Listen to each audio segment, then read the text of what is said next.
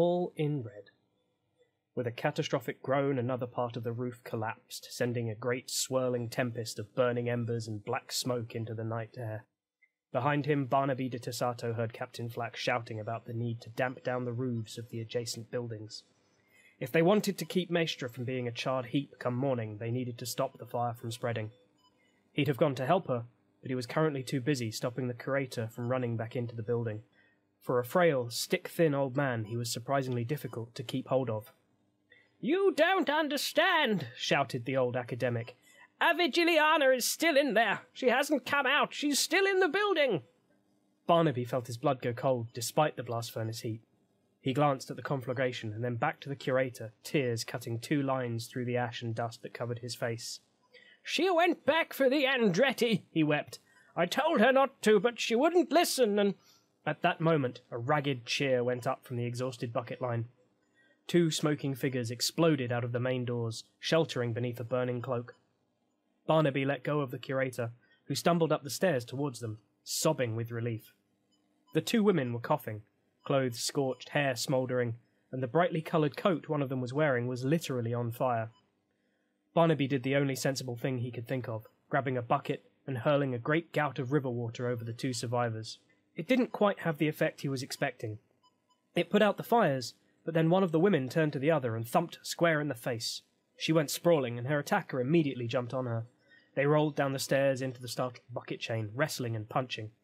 The curator and the bravo were forced to pull the brawling women apart. One of them clouted Barnaby in the side of the head in the process, but he managed to keep hold of her. "What are you doing, Avi?" asked the startled curator, his arms wrapped around the other woman, holding her back. Her eyes were blazed with a fury fit to put the inferno behind them to shame. Before she could answer, the old man did a surprised double-take as he glanced across at Barnaby's prisoners. "Wait! Who is this person? They aren't staff!" "She's one of them!" snarled Abby. "One of the people who did this! Don't let her get away!" Without warning, the woman smacked her head back into Barnaby's face. He struggled to keep hold of her. They tussled, and suddenly she was free. She ran towards the river. Barnaby took 2 steps after her and then suddenly stopped, frowning. He sat down suddenly on the bottom stair. Avigiliana tried to shout for help, but was overcome by a bout of coughing. The curator, however, pointed one pencil-thin finger after the fleeing woman and bellowed, "Stop her!" in a voice that would have done a Maestron street trader credit. She went down under a mass of bodies, still desperately struggling to get away and shouting something about justice being served. Sitting on the bottom stair, Barnaby touched his side and then stared stupidly at his fingers. I think I've been stabbed," he said to nobody in particular. "She stabbed me. Why did she stab me?" As he slumped sideways, as one of the attending physics ran over and knelt beside him, his ears filled up with the roar and crack of the flames as they consumed the museum. Yet no matter how thunderous that roar, he could also hear the old curator, alternating between berating Avigiliana for being so stupid, praising her for capturing one of the fire starters, and inquiring as to whether, in all the excitement, she'd managed to save the Andretti or not. Overview. Over the last few years, relations with the Farad'n, whose nation lies to the west of the Empire, have been fraught with complication and misunderstanding. A mercantile people, the Farad'n have always been keen on trading with their imperial neighbours, but repeated incidents around their peculiar region have stymied closer ties at every turn. While many of the powerful families that control the nation respect the aid imperial citizens have given them, such as when they helped to fight the Jotun, or to remove the effects of a terrible blight destroying their iridescent gloaming crops, there are others who harbour a terrible grudge against the Empire. The Ogudai warriors have never forgiven the Imperial Synod for the damage sustained by one of their beloved scions when he experienced a true Lao vision. The Tsagan family priests swore to exact revenge against those responsible for the execution of the Hernandez sisters of the Brass Coast after they converted to the blasphemous practices of vengeance. And of course, the Modnos have been waging a vendetta against those they hold responsible for defaming the name of one of their great heroes, Gennis Modnos. In the wake of the spring equinox, it seems that things have come to a head, and the Imperial Ambassador to Farad'n, who is currently Erasmo de Tessato of the League, may have their work cut out for them. Moonwater Hall. Moonwater Hall in Upwold has been abrogated by the Imperial Senate. The Great Work no longer provides benefits to the farms and businesses of Upwold. The Court of Five Winds requests recompense for the losses suffered by the families who helped build Moonwater Hall. During the spring equinox, the Imperial Senate chose to abrogate Moonwater Hall in Upwold. Constructed in summer 381 YE, the hall served as a trade nexus for Farad'n merchants keen to produce Marcher food and drink, and provided a home base for them to explore trade links with the Western Imperial nations. Allegedly, without any word of warning, the trade hub has been closed by the Empire. The Farad'n merchants were very much taken by surprise. There was a great deal of unhappiness, but little they could do in the face of the magistrates and the Marcher militia. They requested a week to put their affairs in order, which was duly granted by the magistrate as a show of good faith. A small number of Farad'n have remained in the vicinity to ensure that the returning merchants already busy in the Western Empire are informed what has happened, and that they are effectively no longer welcome in the Empire. In keeping with the abrogation, most of the buildings that made up Moonwater Hall have now been torn down, leaving nowhere for the Farad'n to congregate. The merchants, who had been living in and trading from the hall, are not shy about expressing their unhappiness with the way they have been treated. Their pride has been affronted. Dealing with them so summarily, rather than making any effort to discuss whatever problems it was they had with Moonwater Hall, reinforces their perception that the Empire treats the Western nation with contempt. If the Empire was truly concerned about the fact that Farad'n merchants continued to follow their religion while in the Empire, opined Arben Tuvok, the newly appointed head of the Farad'n embassy in Segura, then perhaps they should have raised these concerns at the time, or made their concerns apparent to us through diplomatic channels. That is, after all, what diplomatic channels are for. Arben also brings a request from the Court of Five Winds. When Moonwater Hall was constructed, several Farad'n families pooled their funds to provide 20 wains of white granite and 20 crowns toward the project. By summarily dismantling the trade hub, the Empire has ruined their investment. Regardless of what the Modnos family may have done, the Imperial Senate owes the Farad'n families recompense for the loss of their investment. They have asked the ambassador to Farad'n to arrange repayment in short order. Fire in the night. Spider's Vantage Spire and the Blood Red River Museum have been the target of arson attacks. The arsonists have been captured, but are refusing to cooperate with Imperial law. 6 weeks after the demolition of Moonwater Hall, there are 2 major incidents that are quickly traced to Farad'n arsonists. In the League city of Tasato, the Blood Red River Museum is badly damaged, while on the opposite side of the Empire, in Redoubt, the Spider's Vantage Spire is nearly gutted by a conflagration that destroys their printing press and warehouses. There is, fortunately, no loss of life. The museum was fired during the night, and the only injuries were smoke inhalation and some burns among the patrolling guards. Likewise, the attack on Spider's Vantage took place when the spire mates were sharing a large communal meal with the Farad'n merchants visiting their spire.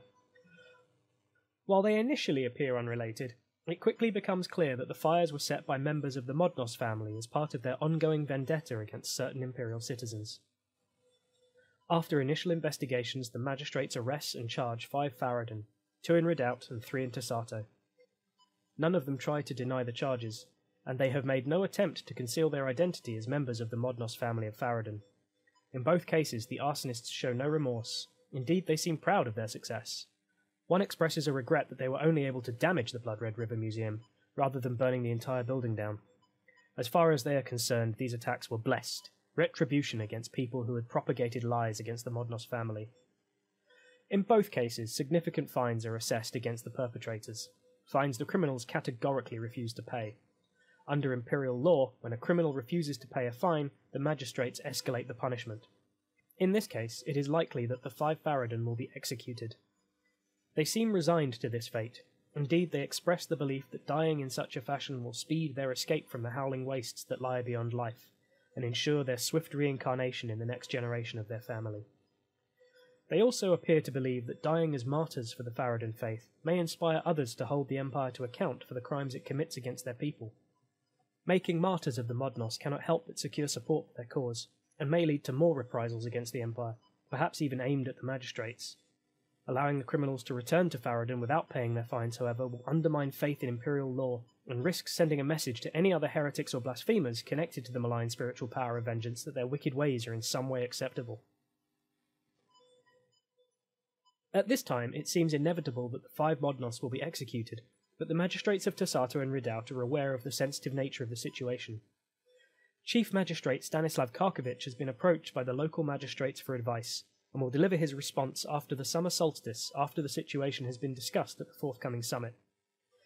Anyone wishing to discuss the matter with him will usually be able to find him at the militia tent near the hub. The Modnos. The Modnos family of Farad'n are behind the fires as part of their ongoing vendetta. The bounty on the heads of Livia of the Celestial Cascade and Astrid Felrevening Retzia de Tassato has been removed. The bounty on the head of Lord Colwyn de Rondel has been increased. In the weeks following the arson attacks, the Modnos family of Farad'n let it be known that they consider their vendetta against Livia of the Spire of Celestial Cascade and Astrid Felrevening Retzia de Tassato to be satisfied. They have destroyed the spire that published the offending books written by the Seer of the Gateway, and they have struck against a place they believe to be close to the heart of the Cardinal of Pride. As such, the price placed on the hearts of these two imperial citizens have been rescinded. Their anger at Colwyn de Rondel, however, remains undiminished. Indeed, they have let it be known that if the heart of the Dornish Lord is placed in a box and then dispatched to the city of gold and lead with the Ephesus scale ritual, the return box will contain 30 thrones. OOC note: if you are interested in collecting the bounty on Lord Colwyn's heart, please secure the assistance of a referee before undertaking this kind of player versus player conflict. Removing the heart would require a minute or so of appropriate role-playing with the body. The referee will be able to provide you with a ribbon for the heart, which you should attach to a suitable physrep and keep in an in-character area until it is placed in an Ephesus box. The rest of Farad'n. The Modnos have been openly criticised in Farad'n for these attacks. While the Modnos and their allies may be feeling vindicated, the rest of their nation appears significantly less impressed. In particular, the decision to attack the Blood Red River Museum has been criticised. Attacking a place clearly dedicated to the pride of the League people as a way of punishing someone only peripherally connected to it is seen in many quarters as being excessive, perhaps even unvirtuous. One merchant visiting Tassato, angry at having been caught up in the investigation following the attack, expressed outrage and sorrow that the actions of the Modnos fanatics were making it impossible for honest Farad'n merchants to trade with the Empire without constant suspicion. Further criticism comes from an unexpected source. A number of the priest families have condemned those who supported and encouraged the Modnos, especially those of the Tsagan family. "There are 5 winds," begins one particularly damning statement, "and they are each important to the life of the spirit. It seems there are some who would place justice above the other 4, and it is high time we decried these zealots." There has been no move to directly censure the Modnos family, not yet, but their actions have clearly fed into the unhappiness of those who believe the former court of the 5 winds has mismanaged the Farad'n relationship with the Empire. Fire in the museum. The Blood Red River Museum will not provide any benefits to congregations in Tassato until repaired. Repairing the museum is a commission that costs 5 wains of weirwood, 5 wains of white granite, and 50 crowns. It will take 3 months to complete. Alternatively, the museum could be rebuilt on a much grander scale at the cost of 15 wains of weirwood, 15 wains of white granite, and 150 crowns. It will take 3 months to complete. Expanding the museum is also an option. Commissioned by Cesare Sanguineo Retzia de Tassato, paid for by the Bloody Butchers Guild of Temeshwar, this grand art museum stands on the western bank of the Vassa. Without the proximity to the river and the quick response of the local guilds, it is likely the entire place would have been consumed. As it is, fire has gutted one of the wings and seriously damaged the beautiful friezes in the entrance hall.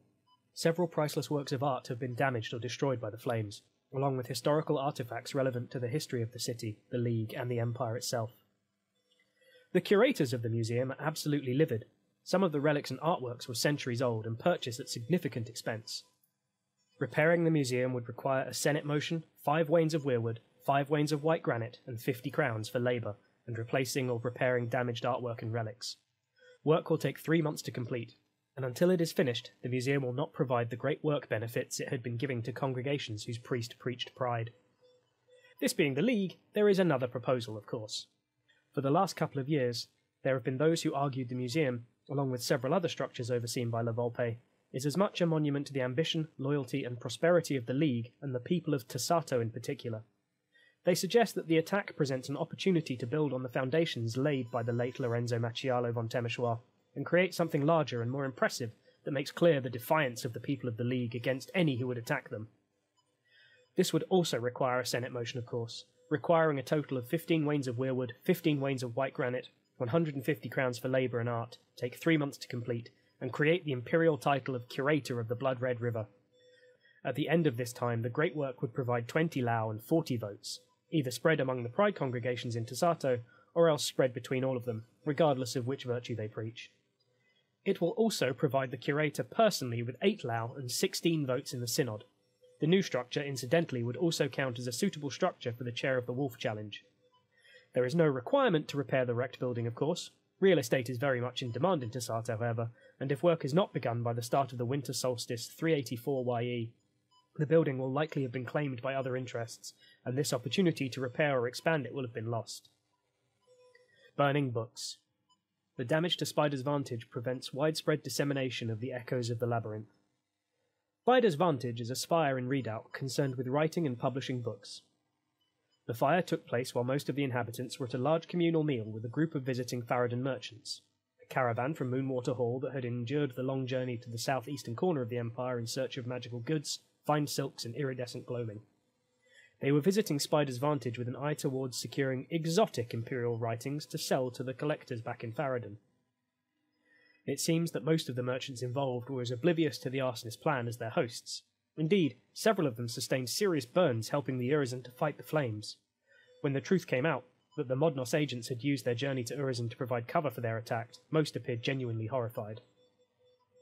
The damage to the printing press and the warehouses at Spider's Vantage Spire has brought the publication of Echoes of the Labyrinth to a grinding halt. Currently, the Imperial Senate plays 10 thrones each season to allow the torchbearers of Spider's Vantage to publish and distribute these volumes detailing the past life visions of Imperial citizens, not only across the Empire, but throughout the known world. Without their presses, the torchbearers are unable to keep their obligation to do so. Securing a new press and repairing the damage to the spire, their work area and their storage houses will take time and money. The torchbearers are not asking for handouts. Their understanding of prosperity means they intend to deal with the situation themselves. They will be able to continue printing small numbers of the books, but regretfully predict it will be some 6 months before they're able to start widespread production again. The Senate has several opportunities. They could continue to support Spider's Vantage. The money assigned to disseminate the volumes will be used to provide additional security and resources for the repairs. They could further amend their previous motion to disseminate true Lao visions, charging the civil service with negotiating with the printing houses of Tasato and Savos to do the work. The cost to the Treasury would not change. It would be much harder for anyone to interfere with the publication, and it would mean that publication and dissemination of Echoes of the Labyrinth would continue uninterrupted. Obviously, they might also abrogate their earlier motion and stop paying for the dissemination of the Echoes of the Labyrinth. The Seer of the Gateway could continue to produce their own volumes, but they would no longer be spread through the Empire or to foreign nations. Change comes suddenly. A month before the summer solstice, the government of Farad'n is replaced in a coup. Few can really say they saw the coup coming. 3 weeks before the summer solstice, the Lady of the Five Winds was challenged and deposed by the Ganbatar merchant family. The head of the family, Chena Ganbatar, has taken the seat of Five Winds. They have eschewed both the titles of Lord and Lady, and chosen the less commonly used title of Liege of the Five Winds. It's too soon to say exactly what this change in the court portends for the Empire. There is some information available to the Empire. The newly appointed Farad'n ambassador to the Empire, Arban Tuvalk, has arrived at the embassy in Segura with letters from the new liege. It seems Lady Soretta of the Red Moon has been replaced as the primary diplomatic advisor to the Court of the Five Winds by Mistress Singwa Karadraga. She intends to send a diplomatic envoy to the Empire during the autumn equinox, empowered to negotiate on behalf of the Court of Five Winds to properly discuss the Liberty Pact, the cessation of sanctions against Farad'n merchants, and imperial attitudes to the religious beliefs of Farad'n visiting the Empire. By all accounts, the coup was almost entirely bloodless, and backed by a significant majority of families, including the influential Tuvalk, Karadraga, and Gantulga. Repeated failures of the Court of Five Winds to resolve the diplomatic situation with the Empire were cited by supporters of the coup, with the final straws being the loss of Moonwater Hall and the reckless actions of the Modnos. The main opposition has come from the anti-imperial faction led by the Ogudai, the Tsagan and the Modnos. Through a combination of intrigue, diplomacy and outright bribes, it seems their wider support has been scythed away, leaving the families with little choice but to toe the line the new liege of the Five Winds has laid down. The Ogudai in particular have suffered considerable loss of status, skewered by Liege Ganbatar for their ill-considered vendetta against a nation that has shown willingness to support the Farad'n military against the Jotun and Lasambrian orcs in the past. It appears the Ganbatar coup has been successful in part due to the support of a number of Farad'n's priestly families. While the Imperial Synod arguably focuses much of its attention on the blasphemy of justice, or the heresy of denying vengeance, wisdom and ambition, it is easy to forget that there is such a great deal more to the Farad'n religion than this. It seems that some of the priestly families have taken a similar stance, chastising families such as the Tsagan for focusing overmuch on a single aspect of the faith. While Farad'n are encouraged to seek justice, they are also encouraged to be proud, courageous, loyal, and prosperous. There is apparently anger among many Farad'n priests that so many Farad'n missionaries have emphasized a single aspect of the faith over all others, and in doing so arguably undercut the prosperous and the proud citizens of the nation in pursuit of some ideologically motivated desire to convert to the Empire. We do not want their priests to come here and tell us we are wrong, the head of the Entalamanta family is reported to have said. Why should we imagine they would welcome us going to their empire and telling them they are wrong? Game information. We've updated the contact details for the ambassador to Farad'n so that winged messengers can be sent to Mistress Singwa. The ambassador's briefing may contain more up-to-date information about the situation at the Court of Five Winds. For further reading, see the articles on Farad'n, Moonwater Hall, Abrogate Moonwater Hall, the Senate motion to abrogate the trading hub, and Western Smugglers, an update about the situation with the Farad'n Imperial smuggling ring operating in the Western Empire.